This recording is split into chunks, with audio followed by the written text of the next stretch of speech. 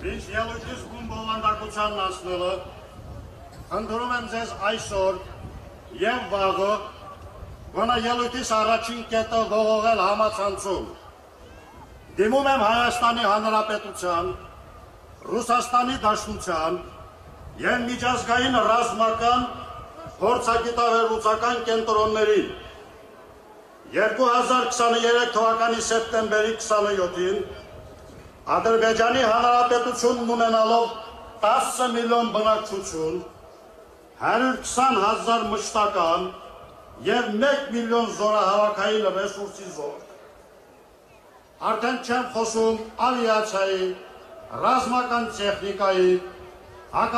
անօդաչու թռչող սարքավորումների քանակի մասին։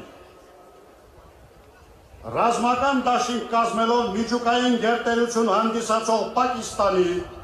ՆԱՏՕ-ի անդամ Թուրքիայի, Սիրիայից վարձակալած մարդակերների զորամասերի հետ հարձակվեց 150,000 բնակչություն և 25,000 զորք ունեցող Արցախի Հանրապետության վրա։ Ինչ հաղթանակի մասին կարող է խոսք լինել։ Սա միջազգային ռազմարվեստի խայտառակ էջն է։ Այս ամենի արդյունքում Արցախը հայաթափվեց։ Արցախցին 1000 տարում մարդակերից մարդասպան դեր չդարձած Թուրքի և որպես էթնոս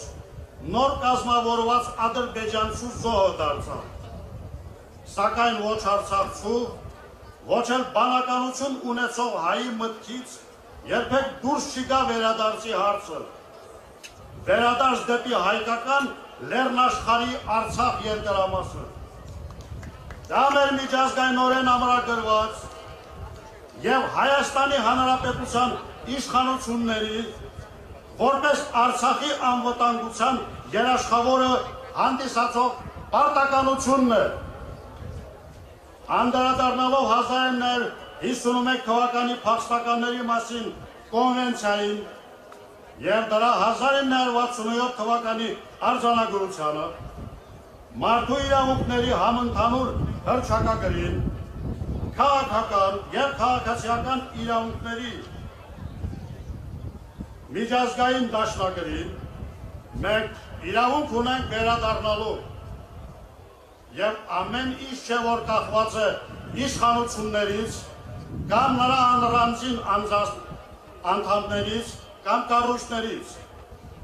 ինչքան էլ փորձենք կասեցնել Արցախյան շարժումը, այն կա,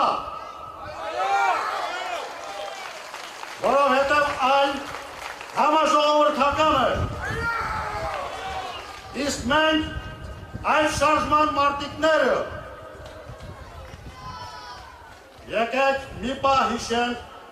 թե ինչպես եք հատել Հակարիի կամուրջը, ինչպիսի ապրումներ են ունեցել մեր ծնողները, կանայք, երեխաները, հատկապես սպաների ընտանիքները։ Իսկ այսօր գնդապետին կարող եք տեսնել պահակի, փոխգնդապետին այգեպանի կարգավիճակում 100-ից 120,000 դրամ աշխատավարձով։ Եվ այս պարագայում ոգևորված նախարարը հայտարարում է,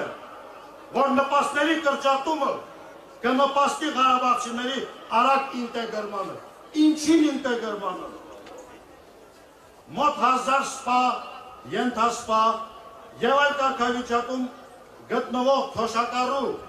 զինվորականներ ու հաշմանդամներ դեռ չեն ստացել 23 թվականի սեպտեմբեր ամսվա իրենց թոշակներն ու նպաստները, քանզի այդ ժամանակահատվածում չունեին բանկային քարտեր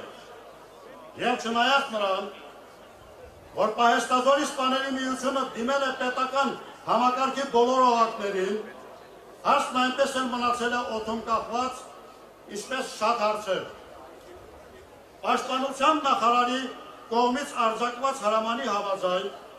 հայաստանյան հատվածի պահեստազորայինները ստանում են աշխատանքային հնգօրյա շաբաթվա փոխարեն կատարած շաբաթ օրերի ծառայության գումարները։ Արցախցի սպաները ոչ, պատճառաբանելով, որ պաշտպանության բանակից արխիվներ չեն ստացել։ Հազարին հասնող զինվորականներ հերթում էին բնակարանամուտ տոնելու համար։ Սրանն էլ չեն անդրադառնում, չեն խոսում։ Հակառակը ամեն ինչ անում են Արցախցի մայր հայրենիքում իրենց զգա նվաստացած, օտարված երկրորդական, թողնի ու հեռանա հայրենիքը։ Բարեբախտաբար ունենք հիանալի ժողովուրդ։ Ուզում եմ անդրադառնալ նաև որոշ իշխանավորների կողմից հնչեցված պետք է մնայիք ու կռվեիք, եռաբլուրում էլ կա զորք, բայց գետնի տակ, Արցախցին չի կռվել, բա որ կռվել է ինչի է եռաբլուրի վիճակը այսպիսին։ Իմ ստացած դաստիարակությունս, ապրած կյանքս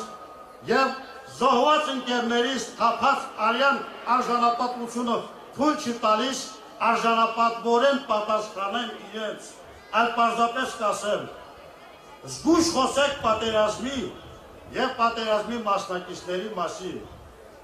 Ամեն մեկիս մարմնի սպիները ձեր բոյից երկար են։ Շնորհակալ եմ։